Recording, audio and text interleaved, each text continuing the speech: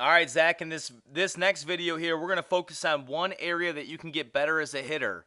And this is huge, and it's all about timing, okay? Timing is critical to being a good hitter.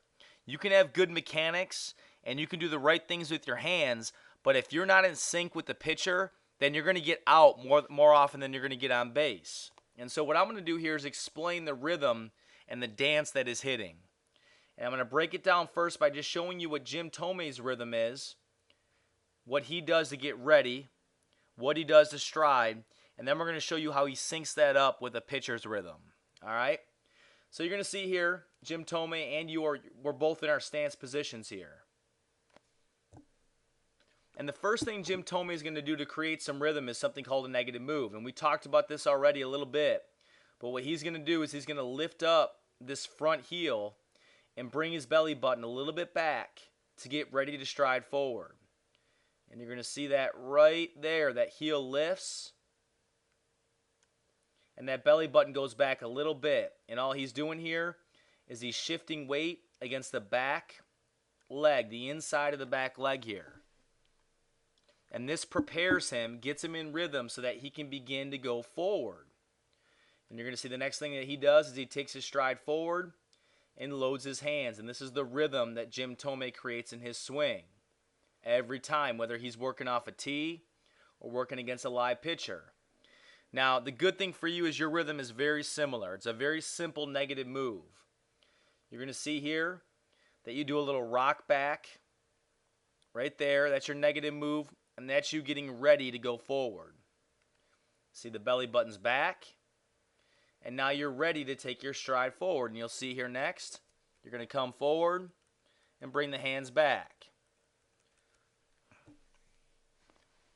So the good news here is that your rhythm is very similar to Jim Thome's rhythm.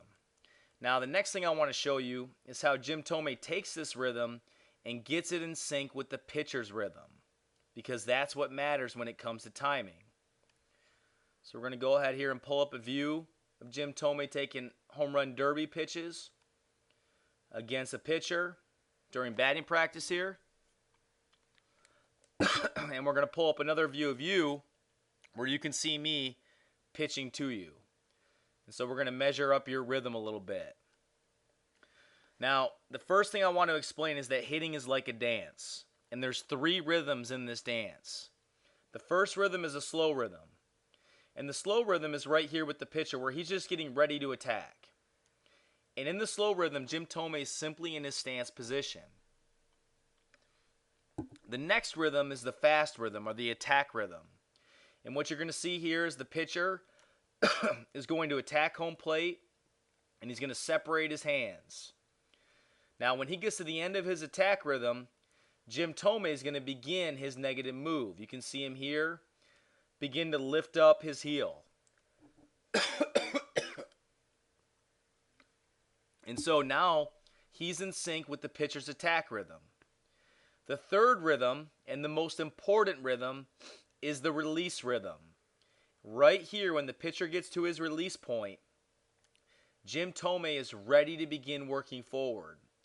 And you'll see so far, all he's done is lift that heel up. He hasn't gone forward yet. But right when that ball comes out of the hand, Jim Thome is going to begin his stride and load his hands. And now he's in sync with the pitch. He can stay back and let it get deep and drive the baseball. Now, if we take a look at you here on the left-hand side, you're going to see that you're a beat early. You're early in the timing. We'll see here I'm in my slow rhythm. I bring my knee up, and you're in your stance position, which is good. And you're going to see me here begin to attack you. And you're going to notice as I begin to attack you, you rock back, which is fine. But the problem is right here. You're already beginning to work forward with your lower half, and I'm not even close to my release point yet. You're going to see that you continue to stride forward before I've even released the ball. And here's my release point right there. But the problem is you've begun your stride way too early. And that's why you're always out on your front foot, way out ahead of pitches, and having to hold back. So if we can improve that timing and get yourself more in sync with the pitcher's moves, you're going to be a lot more effective efficient, and powerful as a hitter.